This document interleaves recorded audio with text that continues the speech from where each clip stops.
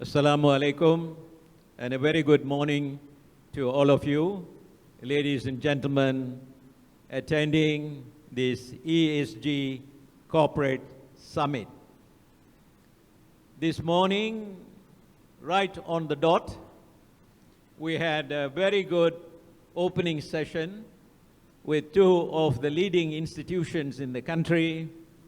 First, the Bursa Malaysia and the Securities Commission, giving us the perspective of what is in store for corporate Malaysia from the governance and the implementation of the governance with regard to ESG and other related issues.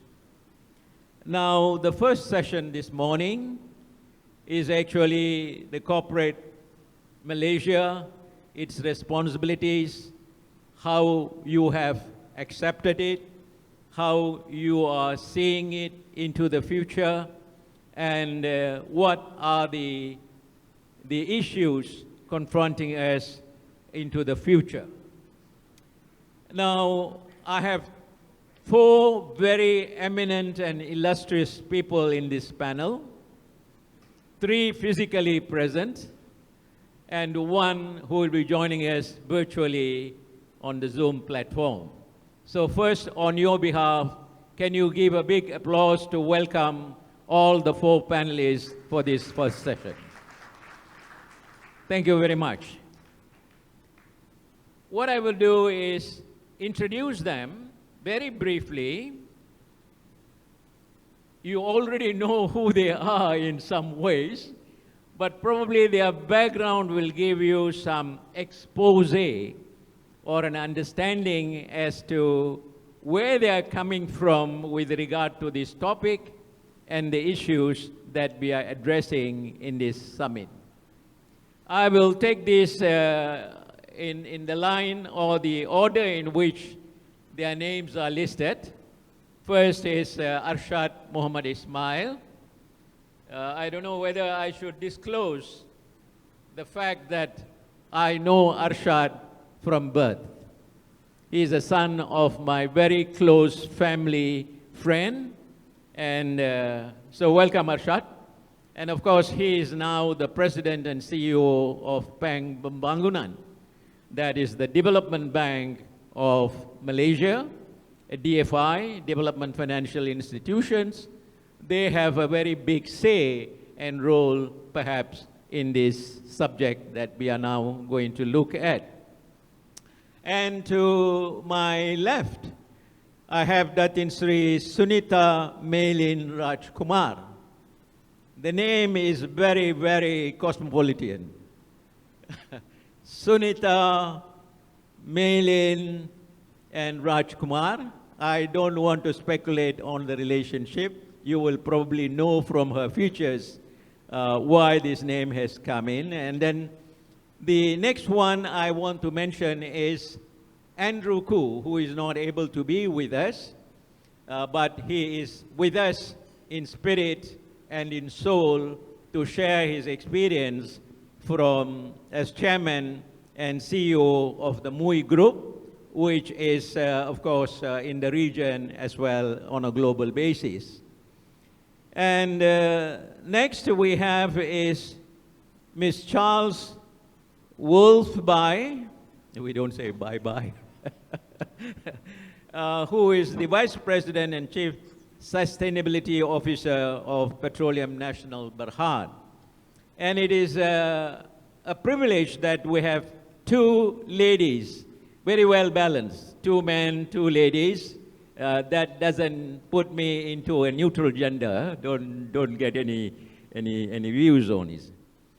Now let me, before I give them the opportunity to speak for about 8 to 10 minutes each on whatever their views on this subject matter, I just want to mention something on what I think are the issues in three broad bullet points. If environment is related to the planet, planet is in peril. Simply stated, planet is in peril. Not to the level of kryptonite in Superman, where we have to escape the planet and look for Earth, but Earth is now in a sort of state of affairs that leads us to that deterioration. So the planet is in peril. Not yet into red zone or red alert level, but it is in peril. The second bullet point is that society is in crisis.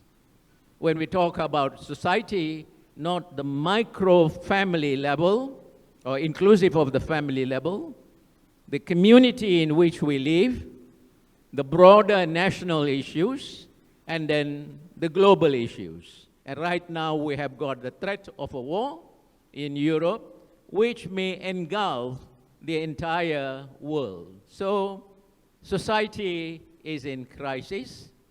And the third one, governance is topsy-turvy. Governance is topsy-turvy. We say a lot about governance and the reliability of whatever that we have put in to check and balance the issues, but the issues manifest in forms in which we are not able to comprehend. So the relevant discussion or conversation has been given some perspective by Tan Sri Abdul Wahid Omar as the chairman of the advisory panel of the Economic Club of Kuala Lumpur, and then also as Bursa and what they are doing. And this has been amplified very strongly by Datuk Said Zaid Alba, the executive chairman of the Securities Commission. So corporate leadership takes the cue from the broad international clues, and the drive for targets, whether it is COP26 or any other United Nations development goals and so on. The Malaysian government has absorbed much of it and has come out. But ultimately, it should boil down to the level of the corporations and how they are going to absorb this and what are the issues in the transformation that we intend to see, and that will be the focus of this particular panel. So with that brief introduction, with your permission, may I ask Arshad, Mohamed, Ismail to take the first presentation. I think they all have said that they are not going to have any slides, although it is told them that it would be Davos style and so on. As I said, first 8 minutes or so, you do your presentation, and then we go one by one to the others, and then we come back to have a panel session, interactive, and then we will give you an opportunity for the audience to participate. So, Arshad?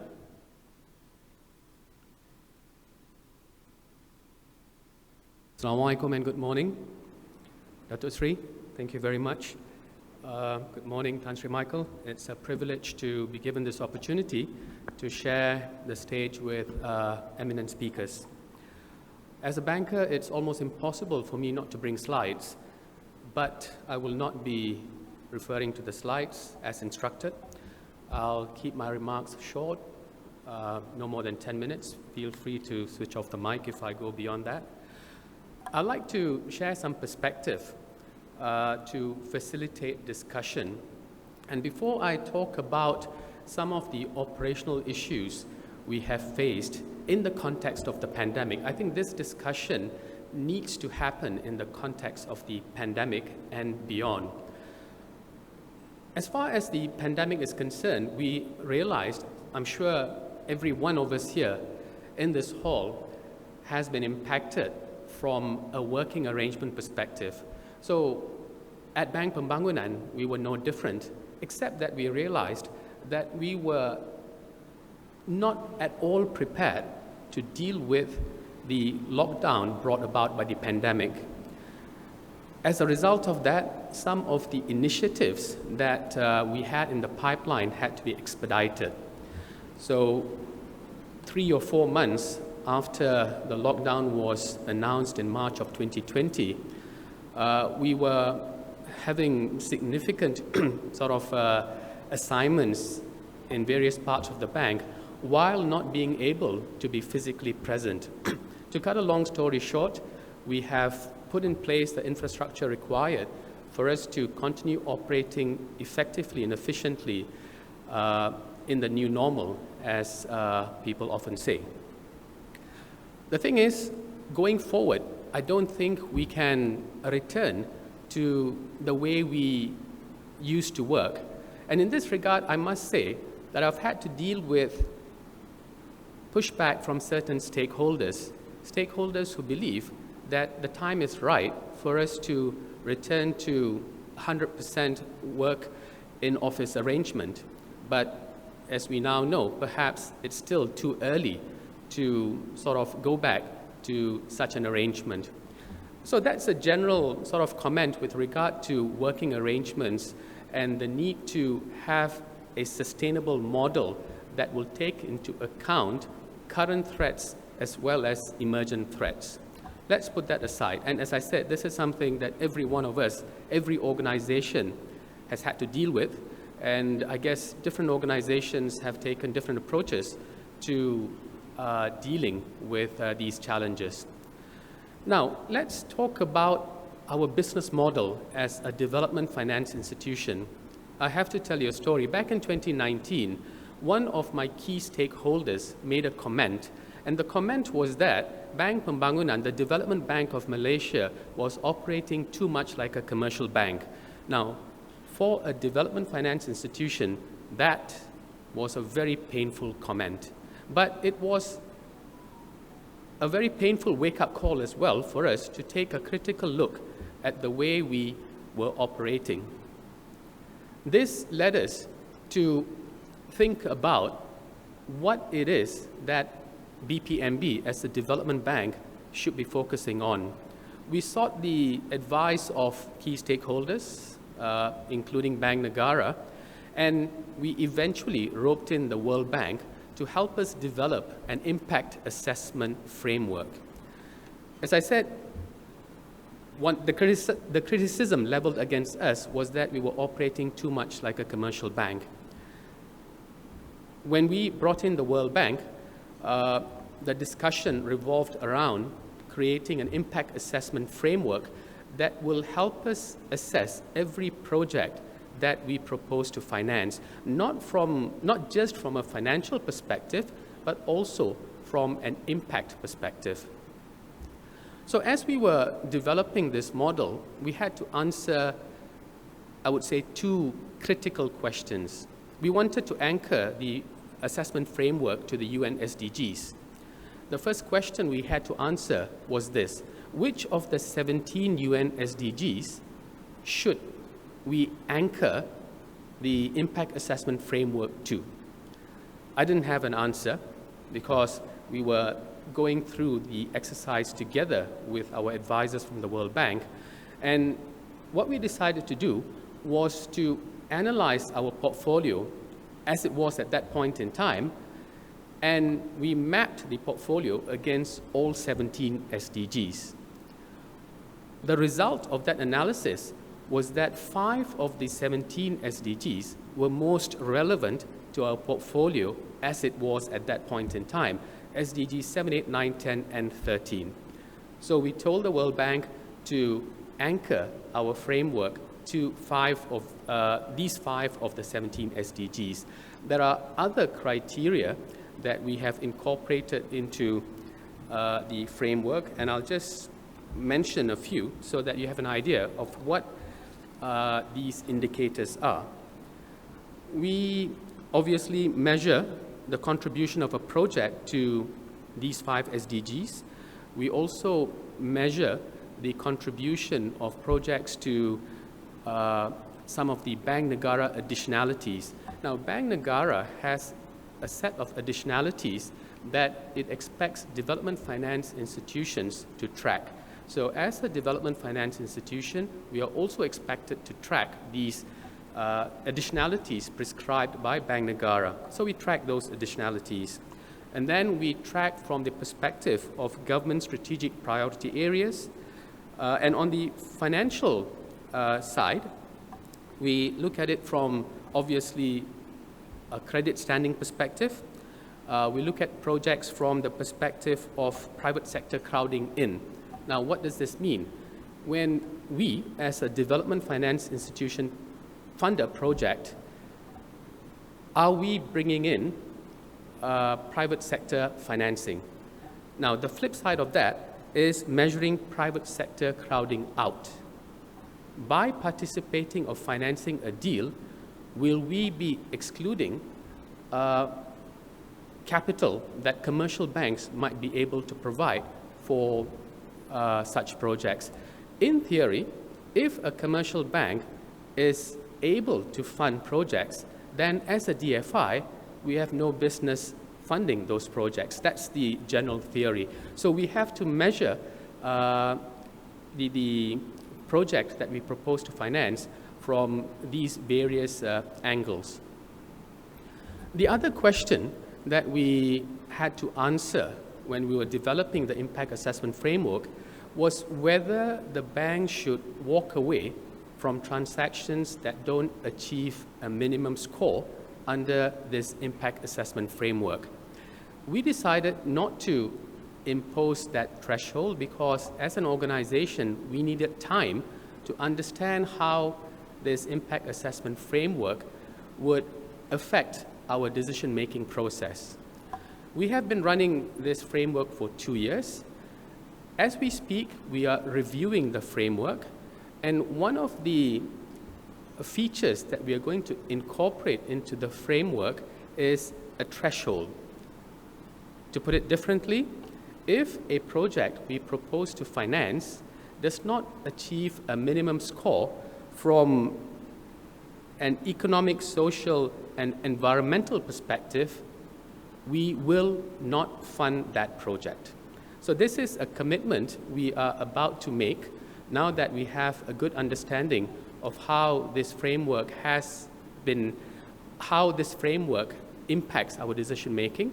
And once we make that declaration, we will expect our customers to fulfill our eligibility criteria in order to be eligible for financing from Bank Pembangunan. Now, there is another component to this. What if our client doesn't achieve the minimum score today, but they will be in a position to achieve that minimum score 1 or 2 years down the road? Do we then consider such financing applications? We incorporate conditions whereby the client will be expected to meet those or plug those gaps so that in 1 or 2 years, they will be able to achieve the minimum score. That is something we are discussing right now. By March, we hope to sort of finalize this discussion because as the speakers before me this morning said, I don't think we have time to wait to figure out how best to do this. The time is now. There is significant urgency.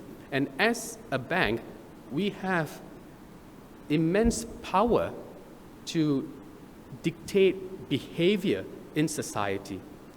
Of course, as a development bank, we deal primarily with large corporates undertaking infrastructure projects and technology projects, among other projects. But this concept of philosophy applies to every bank. Banks have the authority, banks have the power to influence behavior in society. And if banks don't acknowledge this power and do what they need to do to move society in the right direction, then I think it's going to take society a lot longer to achieve these aspirations than it would otherwise be possible. I will end my remarks here for now, and I hope to address comments and questions you might have as we go through the rest of the session. Thank you very much. Thank you. Thank you, Arshad.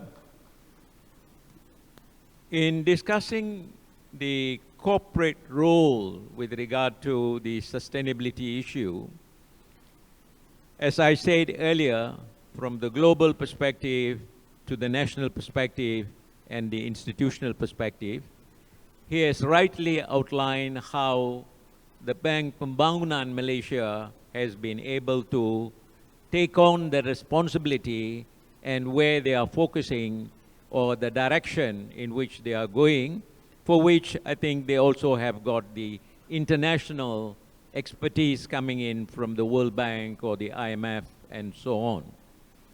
The key element that we see is that when Malaysia embarked, just like any other country, you have to bring in the development financial institutions because the normal or the conventional banks are not performing the role. Therefore, there has to be specialized institutions in the economy, and government spearheads, and Bank Pembangunan is one of those. And now, while they are playing the role, the sustainability issues come in to play a greater importance. It's not that any Tom and Dick and Harry can have the benefit from conventional banks or the development financial institutions. You have to comply with the requirements, whether it is with regard to environment or society or to governance. If you breach any of those guidelines or indexes that about which the SC chairman did mention about it, then you are not going to be a beneficiary from that kind of an institution, financial or otherwise. Now, we will go on in the line, Mr. Andrew Khoo, Chairman and CEO of MUI Group. Are you online? Yes, Andrew is there. So, Andrew, can we welcome you? But before that, I was told that you are recovering from not COVID, but something that is not. We pray for your good health, and I believe you are not in Malaysia, you are in Singapore.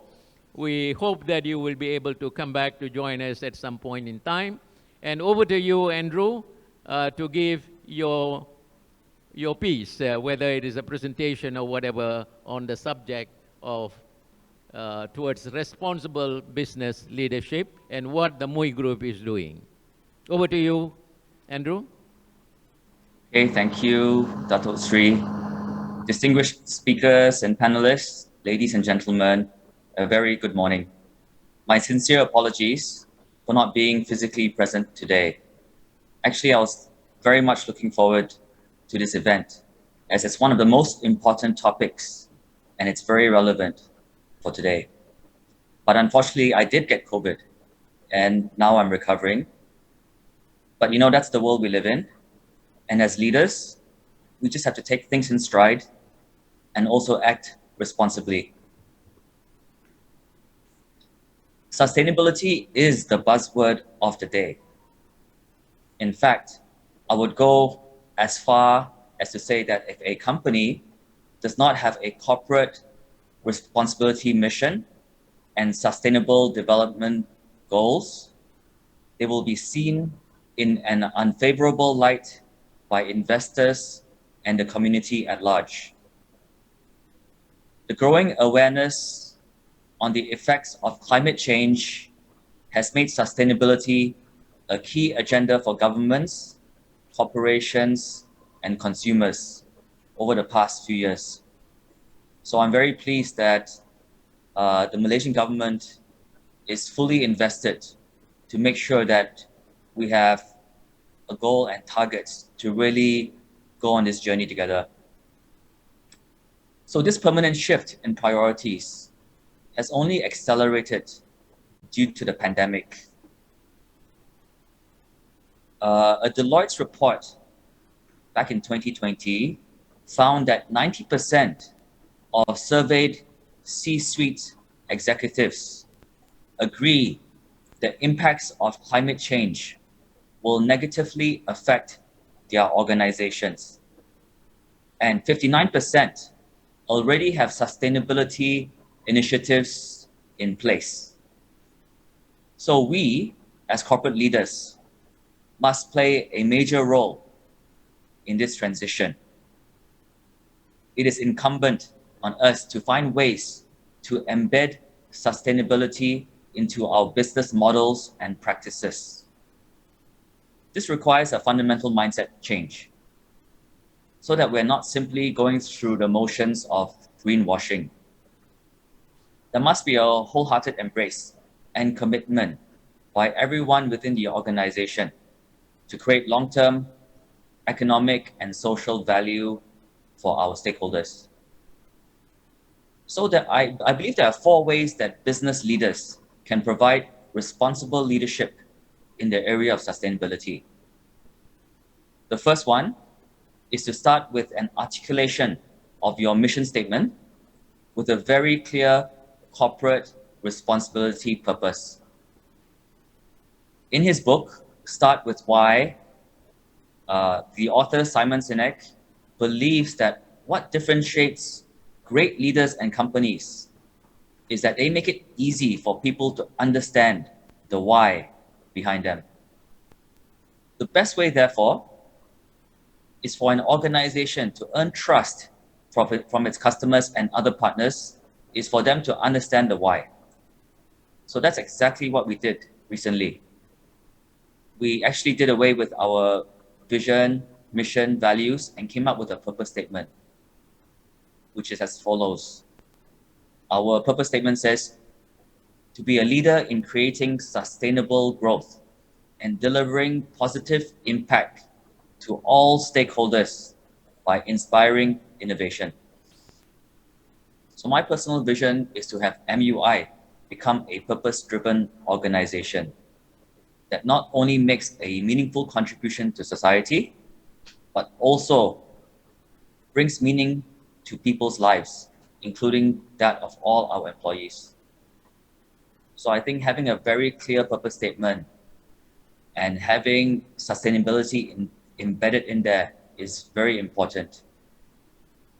The second thing that we can do as leaders is to set realistic goals that are relevant to our business models and that will make a real impact.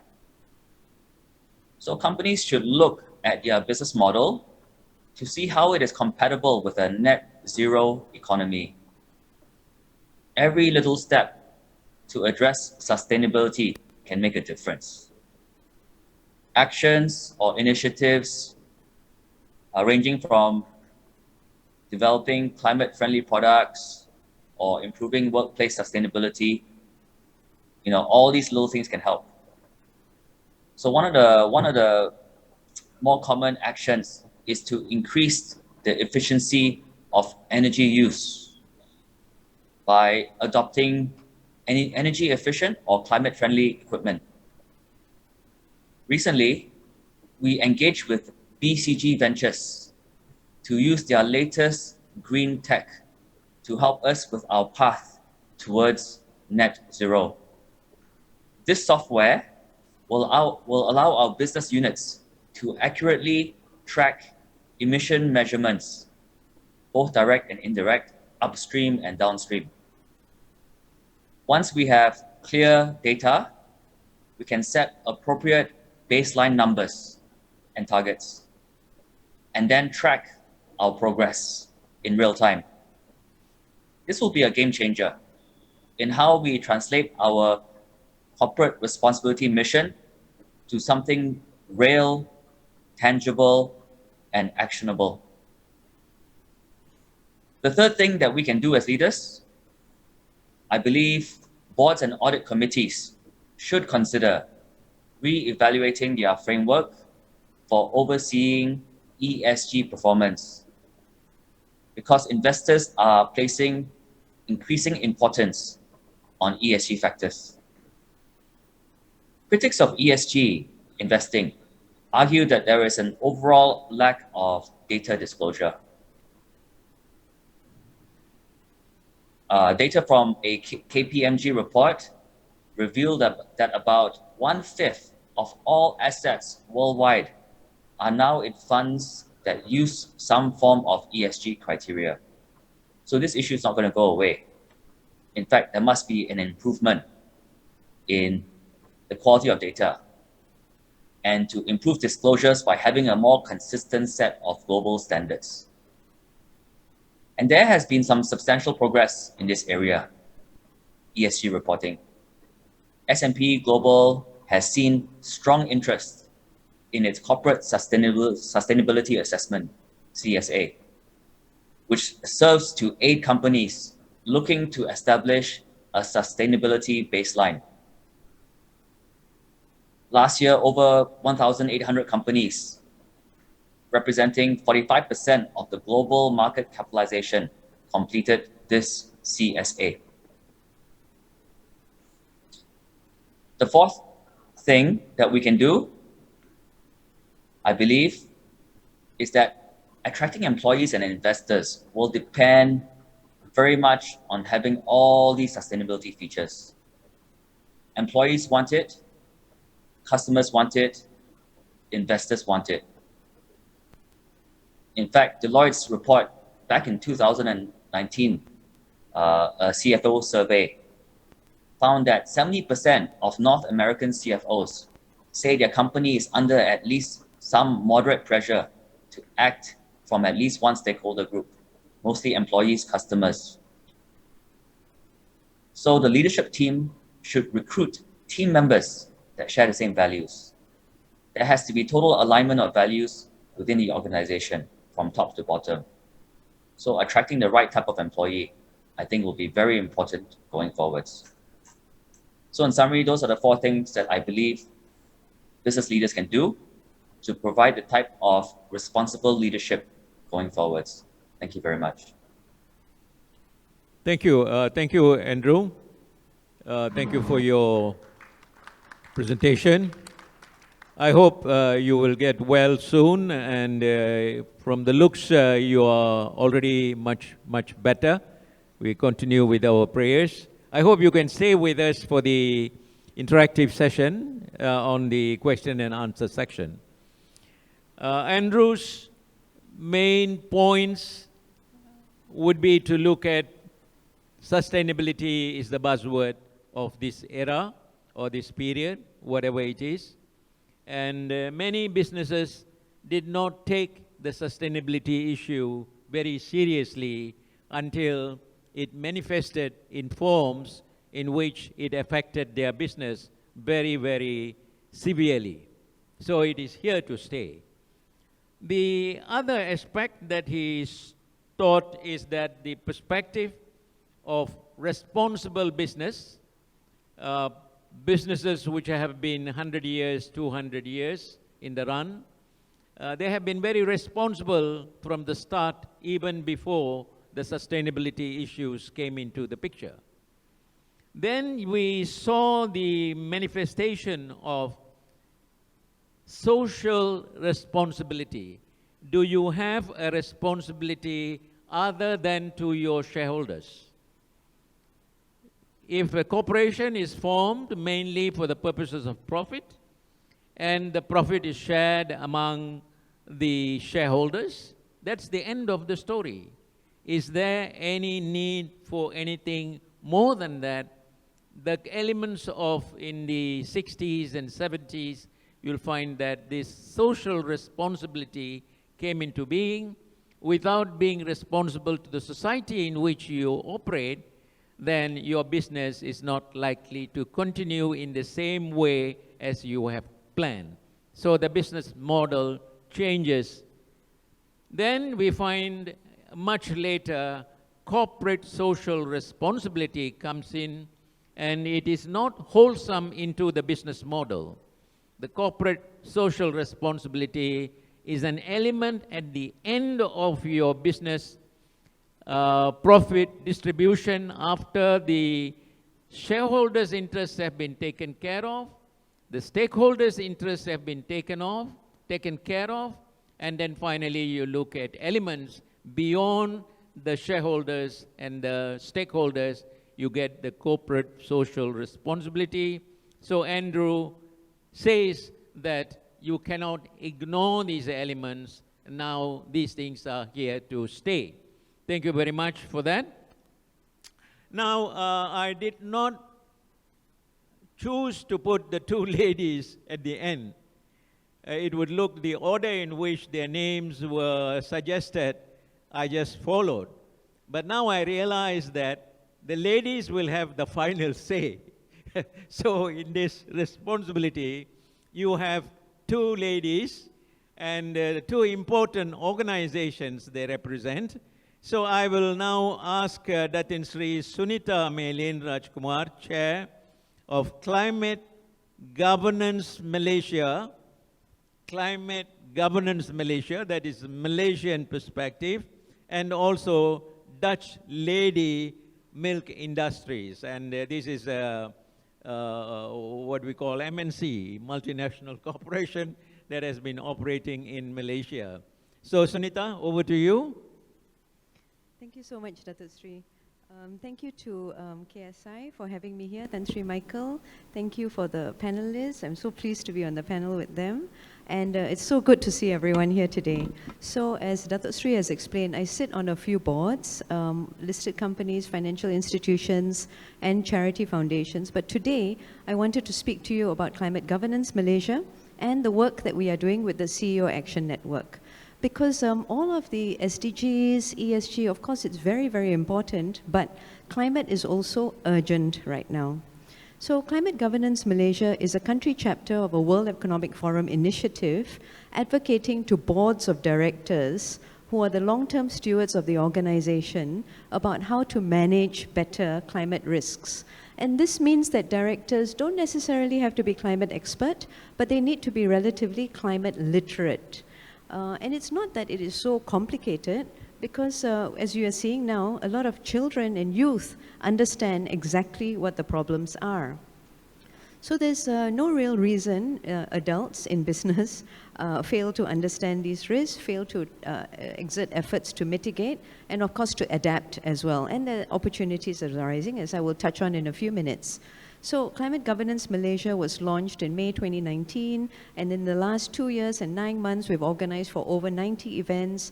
We have about 4,300 people subscribing to our newsletters, and with the CEO Action Network, last year, which is chaired by the President of Petronas, Tengku Taufik, we organized for a series of roundtable sessions because we do believe that the climate emergency requires an all-of-government, whole-of-society approach in addressing all of the extreme weather events that are going to be coming up. So for today, I just wanted to recap as well. There's a window of opportunity that is rapidly closing, beyond which the climate events impacts are not only going to be irreversible, but very difficult to manage with huge consequences, including damage to property, loss of lives, and failure to act very clearly shows that the cost of inaction is going to be significantly more than the cost of action. And why is this? Well, science, business surveys are informing us of these consequences. We have already reached 1.2 degrees of warming.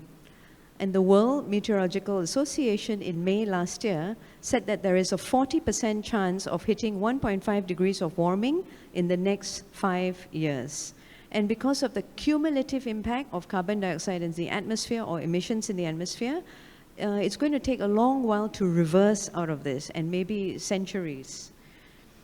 Pricewaterhouse issued a survey in November 2021, just a few months ago, entitled Code Red, Asia Pacific's Time to Go Green. It very clearly calculated that the rate of decarbonization that Asia Pacific needs to hit 1.5 degrees of warming, or to limit to 1.5 degrees of warming, is 12.9% of decarbonization that's needed. And we are nowhere close to this. As a matter of fact, during the pandemic, with almost the entire world under lockdown, we only reduced our emissions by 6%, and this is mainly because China rebounded by the end of the year. So this is an insight into the scale of action which is needed for us to really decarbonize. Business leaders are definitely recognizing this. The World Economic Forum's annual Global Risks Report show that environmental risks are dominating the risk profile. 4 out of 5 top 10 risks in terms of likelihood are environment in nature, and 5 out of 10 in terms of impact are environmental in nature.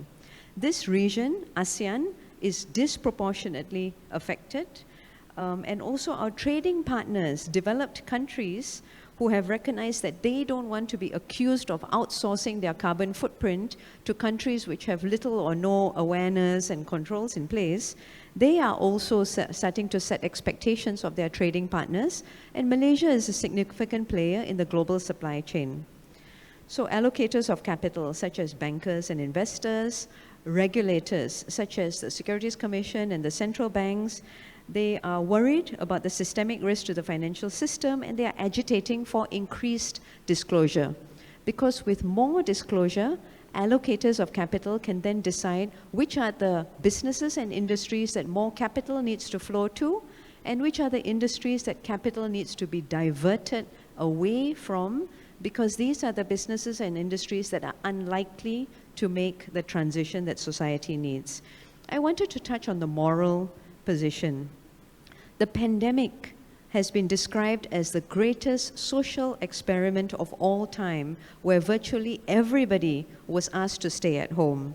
And this is enabled by technology as well. But we saw very clearly that there are layers and layers of businesses that are willing to profit and obscene amounts of profit from this. Developed countries are refusing to waive intellectual property rights. Many countries will rather stockpile and destroy vaccines despite clear lines of causality to deaths. So what is the culture of the organization that we want to be part of? Is it that we want to make profits at any price, or is it that we want to do what's right? Datuk Seri already referred to Milton Friedman's 1970 New York Times op-ed, where the only responsibility of business is to make profit. And this is still being argued today. Is it shareholder capitalism or stakeholder? The corporate entity is virtual. It needs human beings to act, to drive strategy, to drive its direction. And many of us who understand our reliance, who care about the environment, we want to adopt a stewardship model. Our role on Earth can be a healthy one in which we also care for the planet. And this is a priority not only because the climate emergency causes healthcare, educational inequity, it causes homelessness, it's going to cause crime, it's going to cause rampant immigration. It exacerbates each of this. Food access is going to be in question, and Malaysia does not have food security, as we know. But essentially, we want to care about climate change because we care about the persons next to us. And we recognize that we do have very low levels of awareness in this region. So many businesses are using this as a competitive edge. They recognize that consumer attitudes are changing, and this is a golden opportunity to drive for green growth. At the ASEAN Climate Governance Network, which was launched on Monday, one of our speakers, and this is the first ever collaboration between all regional institutes of directors, one of the speakers described it very clearly. It's because we care, there needs to be curiosity, and there needs to be courage. Care, curiosity, and courage. These are the 3 reasons, the 3 ways in which we can approach this. And we no longer have a choice. It stands to reason that if this is an existential crisis, if we do not embed sustainability into the very DNA of our organization, justifying businesses' social license to operate, then there is a very high risk that your business is going to be a stranded asset. No one will want to invest in it, no one will be able to lend it money, no one will buy your products, and no one will want to work for you. Let's be very clear. I liked Andrew Khoo's quoting Simon Sinek, that be a leader to make it easy for staff to understand the why with a clear purpose statement. So we currently have staff and competitors who are willing to facilitate and to drive change. They are already identifying opportunities, they're reducing costs. Climate inaction is going to cost you significantly more than climate action. Do you want to be an individual or a business or be part of an industry that is betting against society succeeding? I'll leave this here for now. Moderator? Thank you. Thank you, Sunita. Yes. I think Sunita from her involvement with Climate Governance Malaysia related to World Economic Forum, is performing human service to create the awareness by many public and also corporate programs. So congratulations to your effort. What comes out from her statement or presentation is that this climate change issue and its impact on the environment or the entire planet matters which are not heard of for a very long time. Suddenly, eruptions taking place in Tonga, and then forest fires elsewhere, floods right in the middle of Kuala Lumpur and Selangor. All these happen because we have planned our cities and our environment very well, so we thought. But the world is now behaving in such a way that the impact of climate change is threatening everything. So what do? This degradation that is taking place and climate change, as she rightly pointed out, is not reversible. Sometimes you have got health issues, you cannot reverse it, but you can mitigate it and control it. I think this is the stage we are in. If we don't address these issues, then you'll find that the degradation will go not only in the environment and society, but more importantly, your business. Your business will have to exist within an environment, within a society, within certain parameters of business relationship.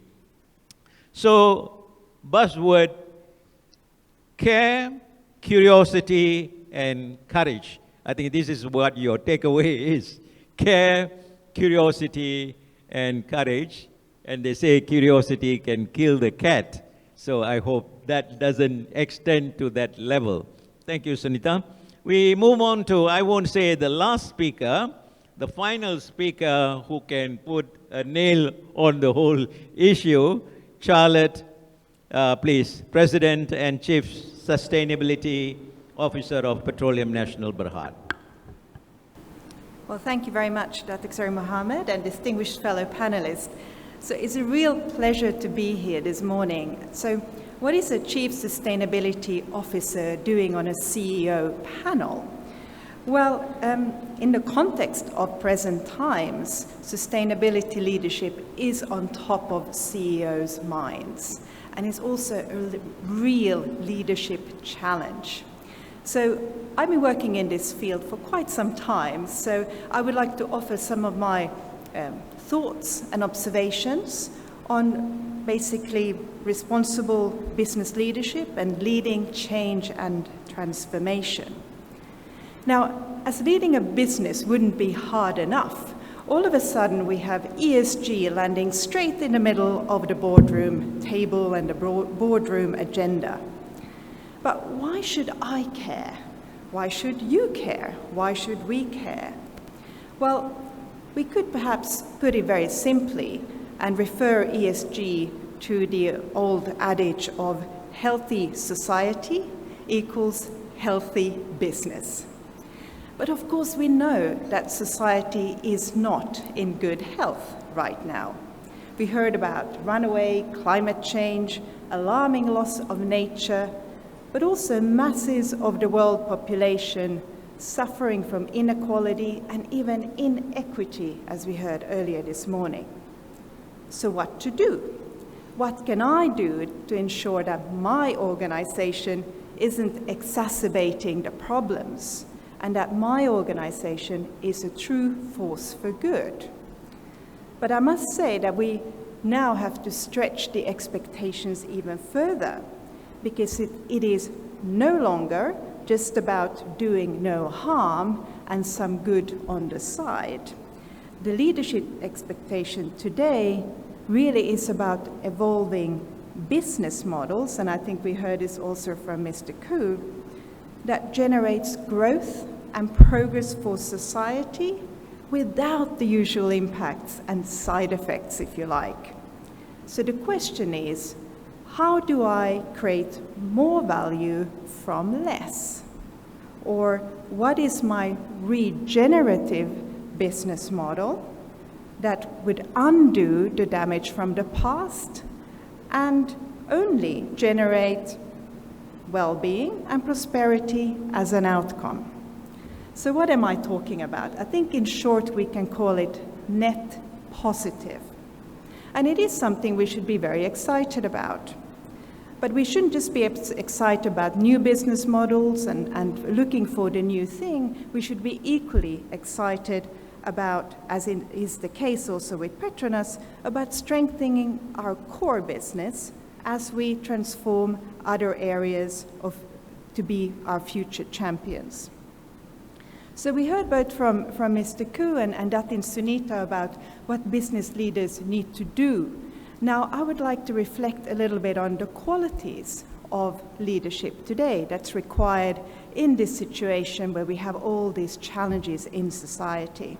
And I would like to categorize them in 3 areas, 3 buckets. The first, we must have the ability to make existing core business as neutral on society as possible. So in a way, we need to retrofit what's already there to be fit for now and for the future, whilst at the same time, we must be scaling up the new. And I'm very pleased to share, of course, that in Petronas we're doing exactly this, reducing the impact of the existing core business and strengthening it, whilst we're also investing very carefully into step-out opportunities beyond our traditional area of oil and gas. The second leadership quality, I would say, is about promoting and harnessing innovation within the boundaries of your own organization, but also beyond. It is about partnerships outside of your organization. It is about M&A and acquisitions. Maybe even some wacky ones. They might come across as wacky now, but in the future they might be very important for you. So you really need to make transformative decisions in how your organization will be designed, as well as where you invest. Now, passing some minor innovations as breakthroughs is not enough. It won't solve the problem, and actually you will be found out. So you need to be bold. And it's really about how you're bold in your decision making and really taking the steps for transformation. But of course, we shouldn't be foolish. We also need to adopt a very strong data mindset and data literate approach, of course. And thirdly, I would say that's really critical as we are developing new business models and need to look at business from a whole new angle, because business role in society now needs to be different. So what would that take from a leader? I would say diversity in experience, diversity in outlook, but also a healthy amount of curiosity, as we just heard.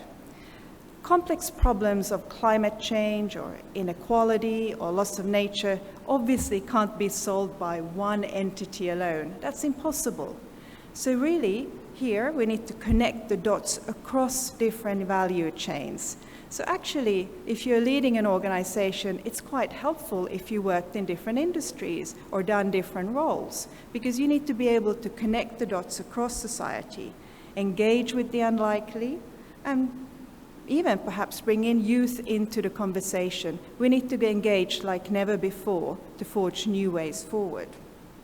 So in the context of the present time, I would say that ESG is not just a box-ticking exercise. It is about evaluating your business ability to create enterprise and societal value in one. It is about minimizing risk and also turning risk into opportunity. Thank you very much. Thank you, Charlotte. I think it comes out very clearly, the message, that the role of businesses, just carry on your business model and do harm in any way you want, because that will give you your best performance from the operational perspective, but do some good by the way. I think that model is completely now out.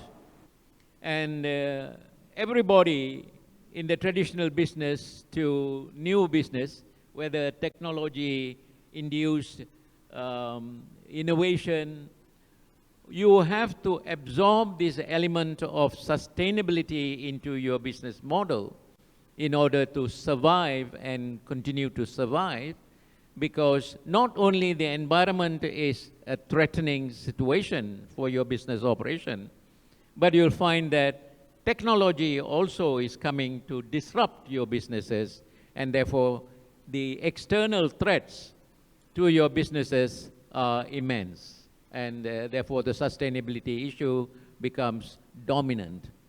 Now, in summation, you can see that the message that comes, in my background, having been serving the Malaysian Institute of Management for some time as the president, I found that the CEO coming up to any organization providing the leadership was always somebody who would be able to manage the human resources, because that's important in this exercise. Even in the government, the head or the Director General of the JPA, the Jabatan Perkhidmatan Awam, is an important person, second man in the administration. Then you find that when technology comes in, the upward mobility of the people was technical-based, technological innovation. So this human resource aspect downplayed, technological people come up to drive the organizations.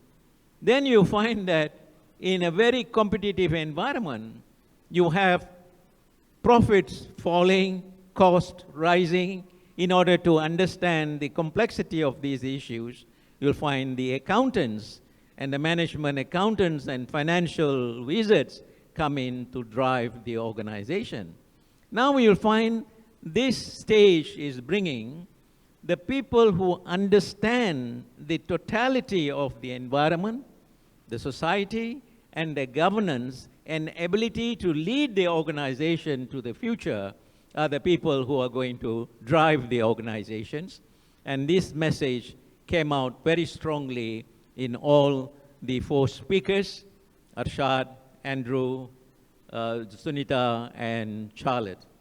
Now we are into 11:30, and we have a responsibility. I said the panel responsibility to finish it before 11:45 for the next session. So I will not go to individual questions as a moderator.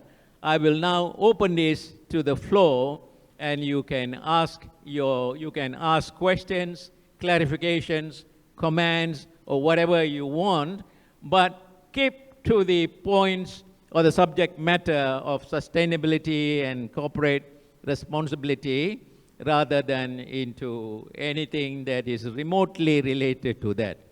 Please come to the microphone, which is available at different strategic points on the floor, and mention your name and also the organization you come. And if your question is very specific to any one of the panel members, including Andrew, you can direct it. If it is a general question, any one of them or more of them will be able to answer. I see one already bright spark there. Please. Hi.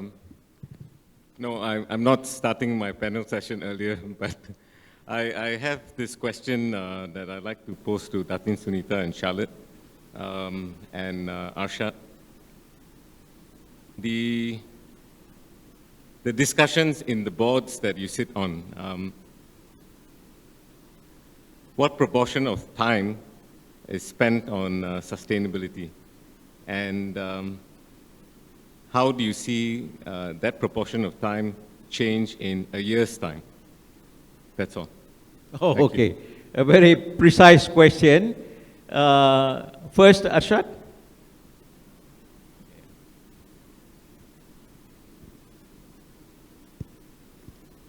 Thank you. Thank you for the question, and I hope I won't be quoted. What I will say is this.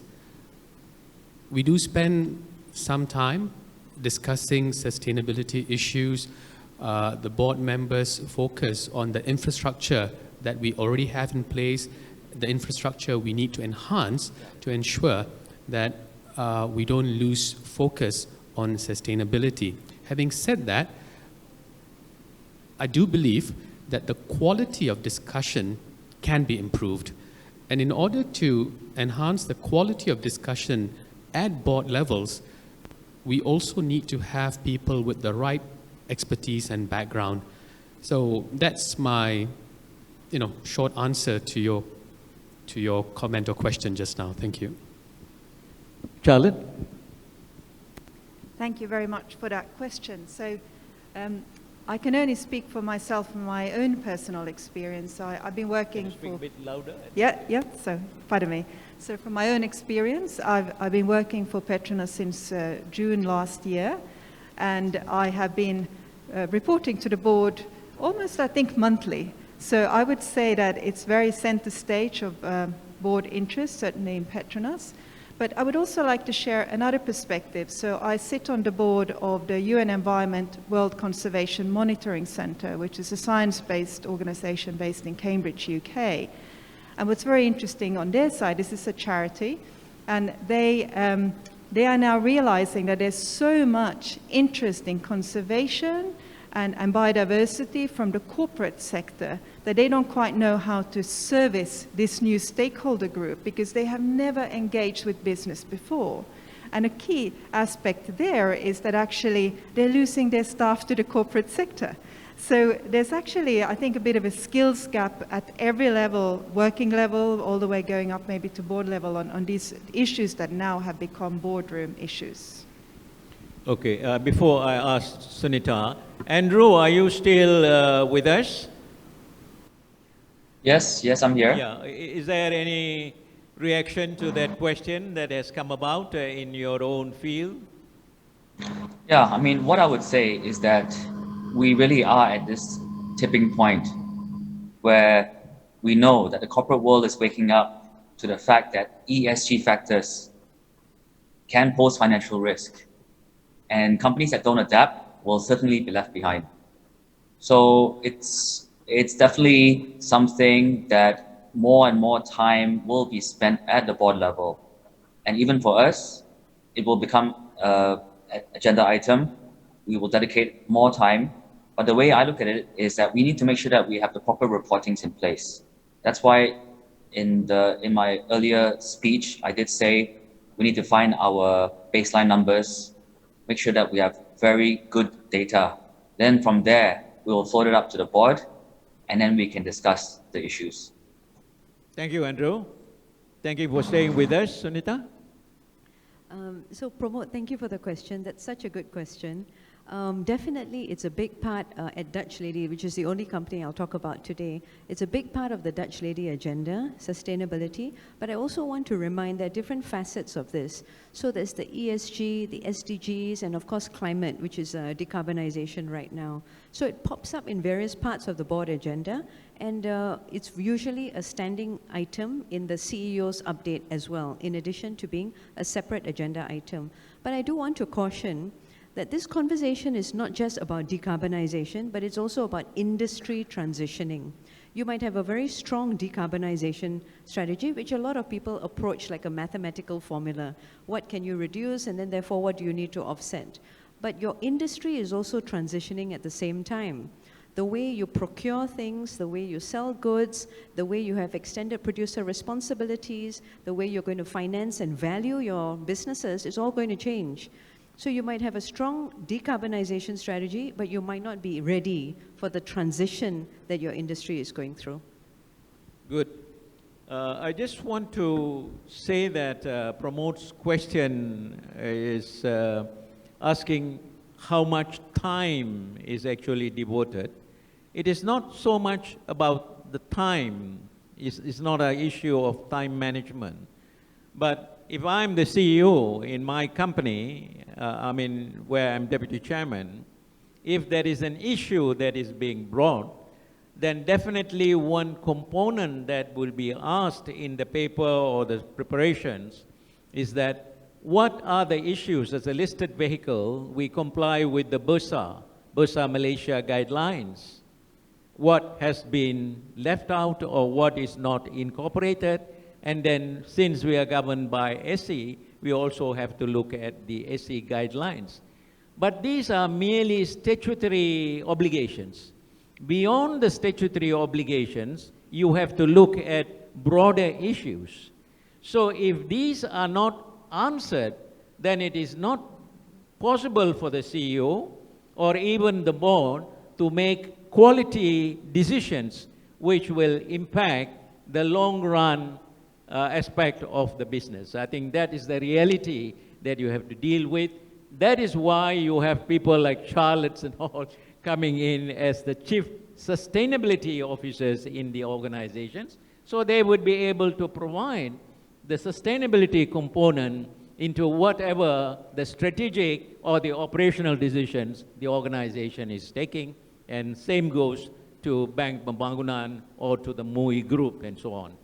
So we just have, I think, for one more questions we can take, and if it is a lady, it would be most welcome. I see a lady in there. The microphone is just behind you. Oh, no, you're there. The microphone is there? Yeah, all right. Hello, hi. Bismillahirrahmanirrahim. Assalamualaikum warahmatullahi wabarakatuh. Good morning, everyone. My name is Kasim from FGV Sustainability Division. FGV, is it? FGV, yes. Yeah, FGV. Not really a question, but rather some thoughts I would like to share, if I may. My interpretation of the whole objective of this summit, at least one of the objectives, is to examine how corporations can demonstrate leadership in driving the sustainability agenda. Indeed, business entities are very well placed to drive impactful change in the right direction in the sustainability field. But I feel that discussions around corporate leadership in sustainability cannot be had in isolation of the role of other stakeholders, including and especially the government and civil society. In our journey, I would say, to inculcate or embed sustainability practices throughout our society, we need the appropriate and relevant legal and policy framework in the country. I think some will agree that there needs to be more work in this area.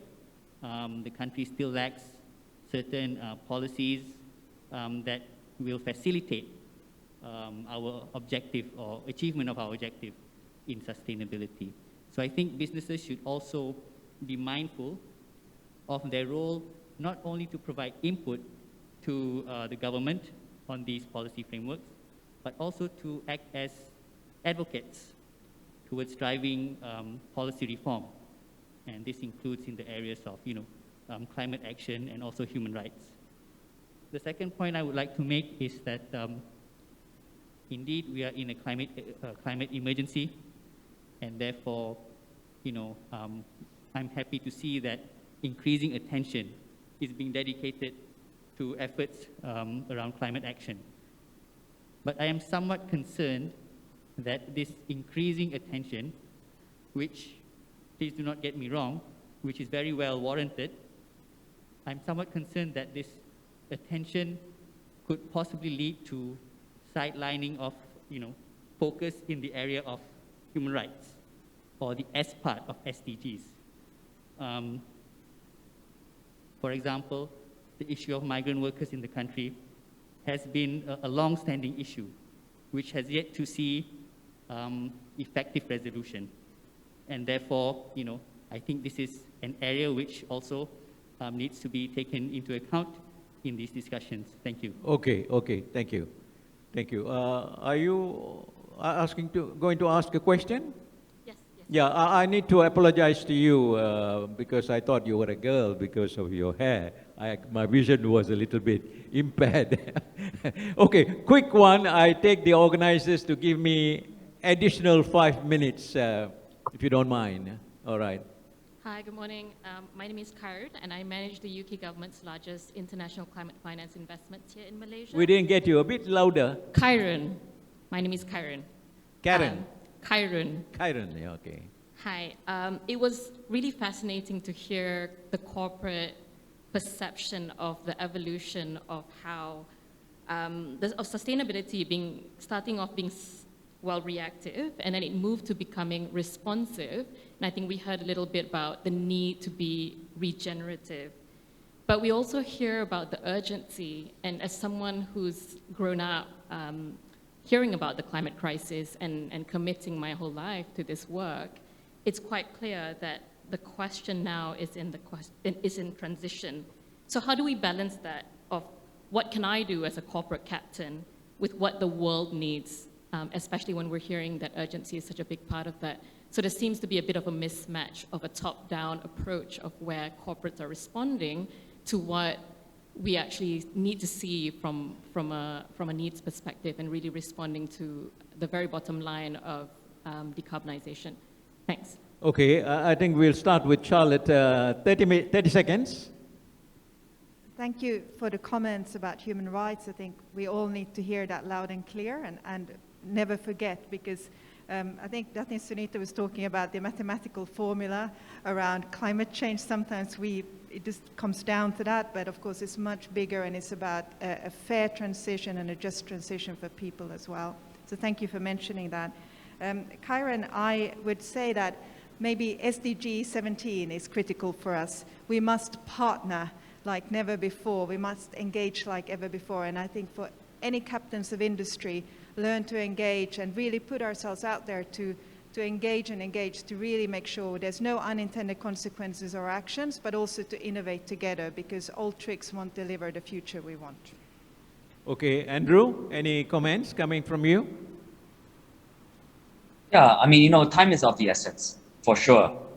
Because, if we don't do anything, soon it'll be too late to make the changes.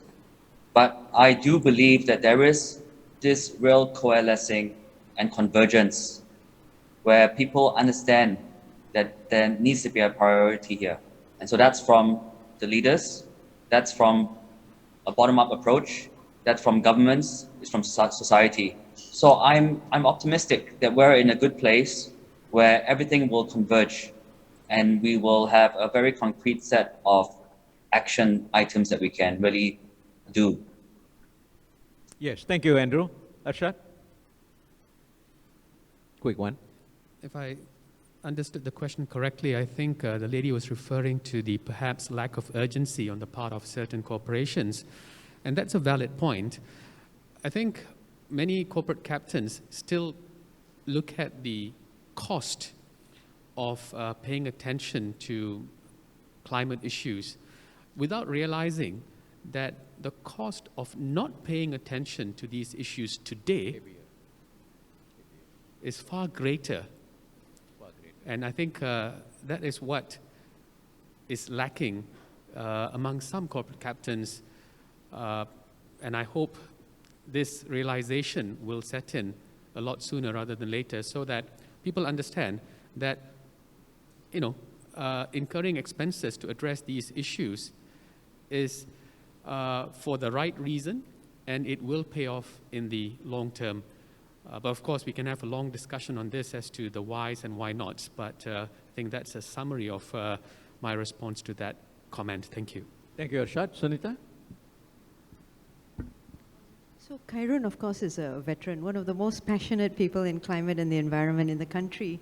And of course, it's, sometimes you can feel demoralized because the direction in which we're supposed to be taking is, completely different to where we are right now. Science informs us that we need to halve our emissions by the end of this decade, which is just over 8 years away, and we're nowhere close to that. And it's not just about emissions, it's about biodiversity, fresh water, arable land being protected as well. So there's so many issues, and maybe for this year, personally, my priority is more on adaptation, actually, rather than mitigation. because I think there's a more urgent need for that here. And to also keep in mind, especially if we've learned during the pandemic, with more reliance on technology, social media, that you might feel that you're only doing something small in your part of the world, but everyone from everywhere else in the world can have access to that. And so you can have a disproportionate impact, although you think that your actions are so small. And that's exactly what we're seeing with the Roundtable series. When we first started on the 12th of April last year, we couldn't even use the word net zero, we couldn't say 2050. But by 27th of September, the Prime Minister is saying net zero, carbon neutral 2050 earliest, which is still, I mean, still a lot of room to go. But it's amazing at how much traction you can get when you just are part of the conversation, as Charlotte referred to. So still reason to be optimistic, I think. Okay, that is a sort of a final comment, be optimistic, things are to come. I will not have any wrap up because we are past time, and then we are, in other words, injury time, 5 minutes. All I have to say is that this has been a very wonderful panel with a lot of ideas and experiences shared from their own corporate perspective as well as the subject matter. Now, just to finalize this topic and the issue, I just want to draw one particular element from the Bible or the Quran or the sacred books of the other religions. Your life on this planet is very small, the small time that you have. This is given to you as an amana or a trust. If you do not behave in the right way, the word that you used is stewardship. Stewardship in the thing is the Khalifa. The concept in Islam is Khalifa. You are here as a Khalifa, as a steward of God on earth. You are not God, but you are God representative on earth, and you have to behave. And it would appear all these climate change issues and non-sustainable issues related to business or other matters is as a result of ignorance and negligence onto that matter. So more and more emphasis is being brought in, and more governance is being brought in order for man to behave in a better way. And you cannot deal with it in the adult stage. It's a nurturing from your childhood or even before birth. Likewise, we have to start. I think Charlotte was telling how in her own country, Finland, the education system embraces these concepts right at the start, right at the beginning of the crèche or nursery or kindergarten and so on. With that, it has been a wonderful exercise for me to share with all the panelists. And once again, I ask you to thank them with your loud applause for this wonderful session. Thank you very much.